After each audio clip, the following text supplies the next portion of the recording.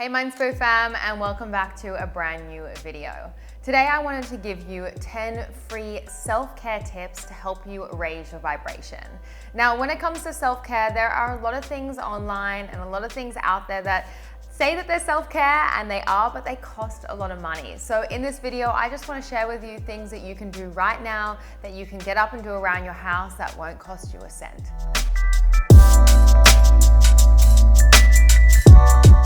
The first one that I want to share with you guys is ecstatic movement or dance. Now, if you're like me and you're not much of a dancer, this one may scare you a little, but just go with it. I really do feel like moving all that stagnant energy and just going with the rhythm or the beat to your favorite song or a playlist is a really, really powerful way to look after yourself. I find whenever I just stop worrying about what I look like and I put on my favorite album and I just move, I feel so much better. So I really recommend you guys go on something like Spotify or YouTube and just find a song or a playlist that really kind of gets you in the mood.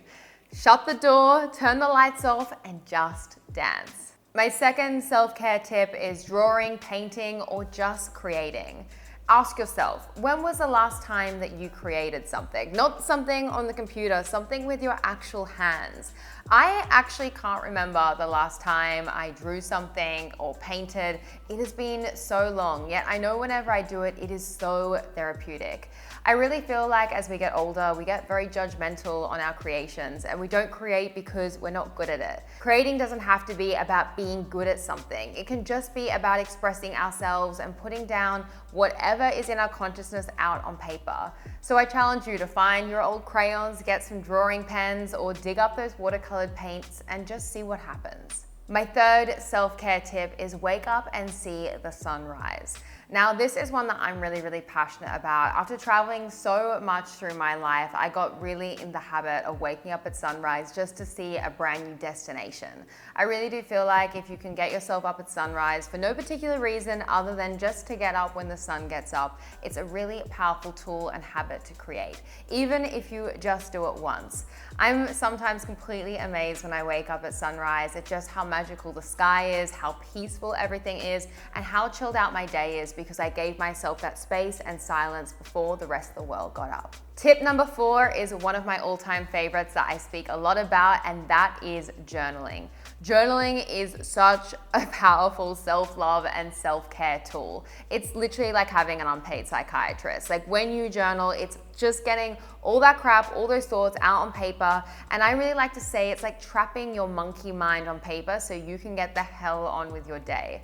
When we journal, we basically just talk to ourselves. We let ourselves be heard. And if you're not someone that's into journaling, I've actually linked a free downloadable journaling sheet below this video just to get you started.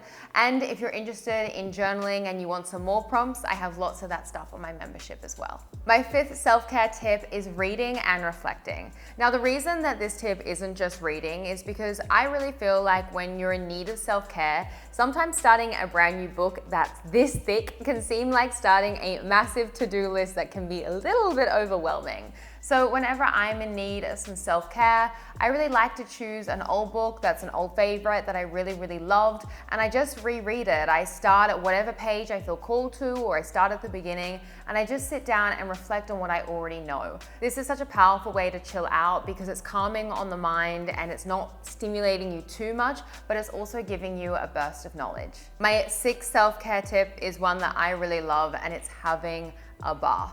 Now, I have a bath in my house, but I can't remember the last time I had a bath, and after this video, I'm definitely going to have one.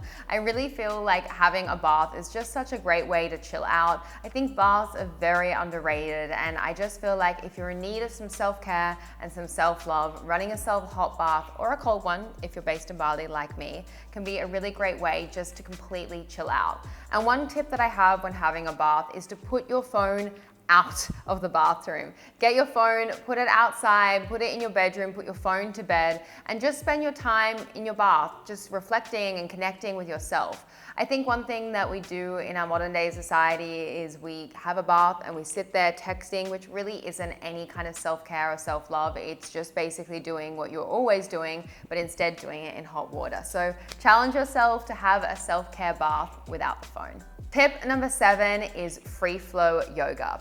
Now, if you're someone that isn't into yoga, that's fine. This is free flow yoga. So it's literally just getting a mat or a towel if you don't have a mat, getting on that towel, getting on that mat, and just seeing where it goes. I really do feel like a lot of the time yoga can be very intimidating if we go to a class or we put a YouTube video on and we're just not connecting with the teacher, we're just not feeling that flexible, or maybe we're just starting our practice. And I really feel like when you want to look after yourself, sometimes it's so nice just to do a free flow self practice. Put on a playlist just like you would if you were doing some dance, get on your mat and see what happens. I really do find when I'm in need of looking after myself and I do something like free flow yoga, my body just intuitively knows what to do. It knows if I need twists, or it knows if I need inversions. It knows if I need to do standing poses or balancing. I just listen to my body and I go with my body and I go with the flow. And for me personally, those kind of yoga practices are generally my most loved ones. Number 8, you guys knew this one was coming. It wouldn't be a Mindspo video without it, and that is meditation. Guys, as you know, I'm such a fan of meditation. I'm a meditation teacher and I'm so passionate about the practice. But what I really want to share with you today is the power of meditation, not just on a day that you need self-care, not just on a day when you're super stressed out and everything seems to be falling apart and you need to pull the handle and just like chill, but also on days when things seem to be going really well. Because I really do feel like people see meditation as this emergency kind of latch pull kind of escape thing, but it's not that. Meditation for me is a preventative. If I meditate every single day, I find that I don't get to those really stressed out, anxious, overwhelmed days where I just need to zen out from everything. Meditation really helps me manage my day and manage my stress on a day-to-day basis. And for me, it is the most powerful every single day self-care activity and self-care practice that I have incorporated in my life, and it helps me so very much. My 9th tip is one that I am super passionate about, and one that I feel like a lot of people know about, but I'm not sure if a lot of people actually do, and that is vision boards. Now, I've been getting really into vision boards this year, and actually in every single one of my Mindspo retreats this year, I have made all my participants, all my retreat attendees create a vision board.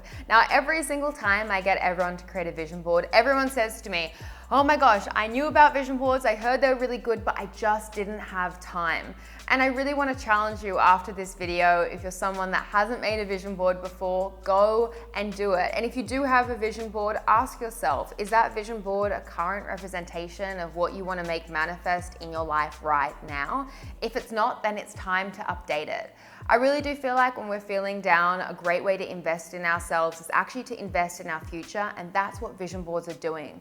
They're investing in your vision, they're investing in your future, and they're helping you create the reality that you really want to be living.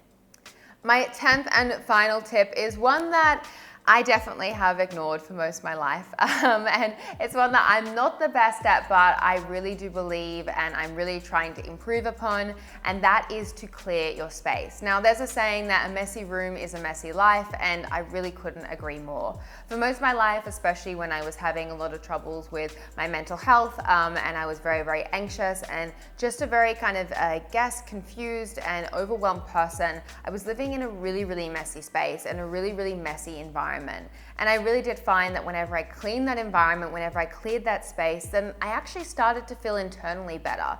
And my external living space was really a representation of my internal condition. So if you're someone that is having a self-care day and maybe you've done some dance and some yoga, you've had a nice hot bath, top it off by putting on a podcast, putting on some music, and then clearing your space. I think my favorite thing about this tip is when we clear our space one day and then we go to bed and we wake up the next day, it really does allow us a visual representation to be like, oh wow, today's gonna be a good day. My space is clear, that means I'm clear, and I'm really gonna step into today and own it.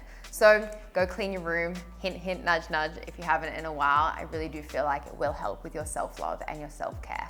So fam, those are all my free self-care tips. I hope you enjoyed them and you feel a little bit inspired to go look after yourself today. I really want to remind you that self-care doesn't have to be expensive. It doesn't have to be luxurious. It doesn't have to be over the top. It really can be a super, super simple practice that you do, and little tiny things do really add up. Remember, self-care and self-love is not selfish, it's actually vital. There's this beautiful quote that we recently posted on our Mindspo Instagram page, which I will post here.